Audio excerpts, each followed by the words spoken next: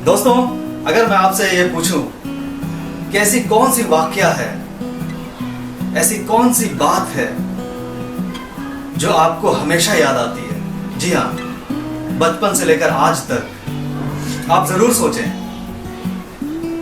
आज वही वाकया मैं आपके साथ शेयर करने वाला हूं जो मुझे अक्सर याद आती है। मैं करीबन 5 या 6 साल का रहा हूँगा। मेरे ट्यूशन के टीचर हमारे घर पे पढ़ाने आते थे।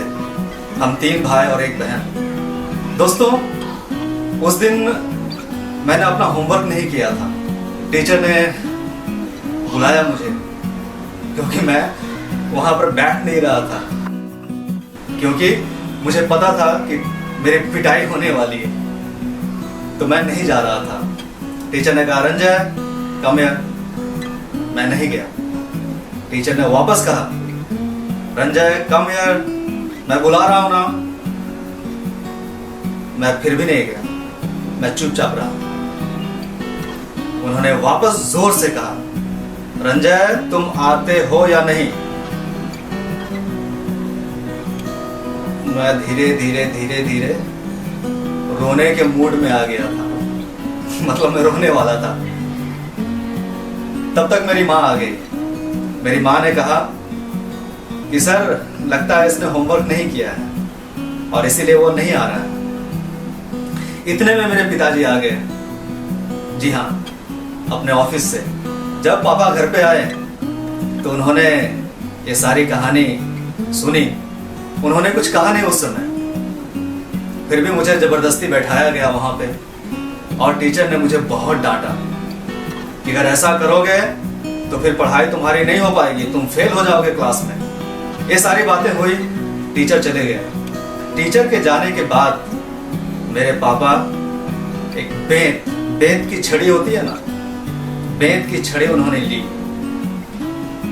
और मेरी धुलाई शुरू, मतलब पिटाई शुरू हो गई मेरी। मेरे पिताजी बहुत बुरी तरह से मुझे पीटने लगे क्योंकि उन्हें बहुत गुस्सा था पहले से ही। गुस्सा इसलिए था क्योंकि उन्होंने मुझे कम से कम 50 बार समझाया था कि बेटा पढ़ाई करो ठीक से, और मैं कभी पढ़ाई नहीं करता था। मेरा खेलने में ज्यादा मन लगता था।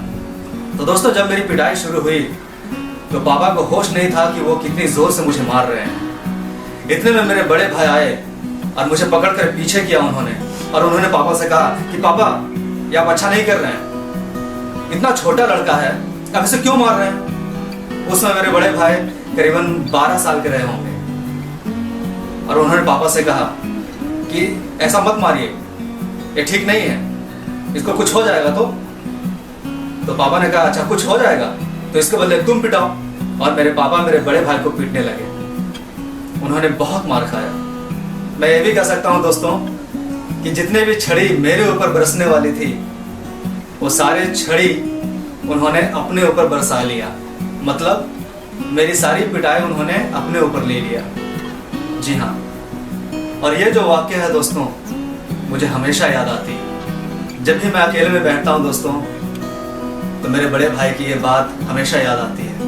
दोस्तों, आपने ध्यान दिया होगा कि हमें वे सारी घटनाएं हमेशा याद रहती हैं जब हम तकलीफ में थे और किसी ने हमारी मदद की होगी। वे सारी घटनाएं हमें हमेशा याद रहती हैं, और घटनाओं के साथ साथ वो इंसान तो याद रहेगा ना जिसने हमारी मदद की थी।